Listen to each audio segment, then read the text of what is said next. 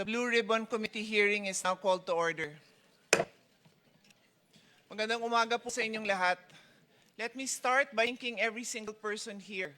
I'd like to thank the staff and our media friends for allowing this event to take place. The reason why I have to thank all of you is because dun sa first floor, may mga nagsasabing hindi papasukin ng resource persons natin. So kailangan ko po silang sunduin.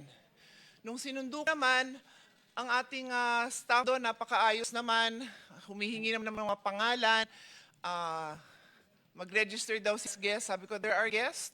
So walang problema, pinapasok po siya. Maraming salamat sa inyo. Our media friends, you're always welcome to cover.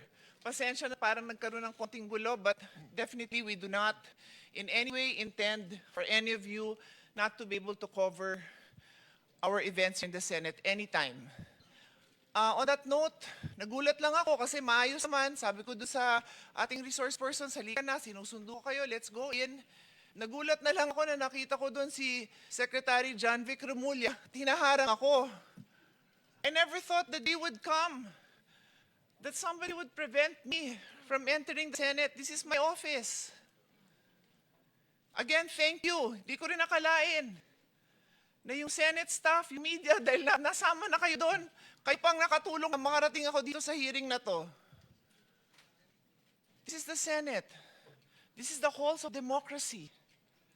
Sama sa guest sa Law for the Blue Ribbon Committee at isinama sila ni Senator Pia Cayetano. Up.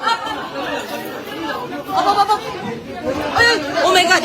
Senator, at dito siya, Secretary John Vic Remulla at pinipigil sila Senator Robin Padilla. Oh my God!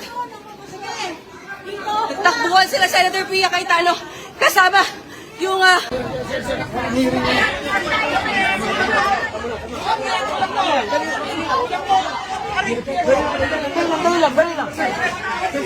Dali lang.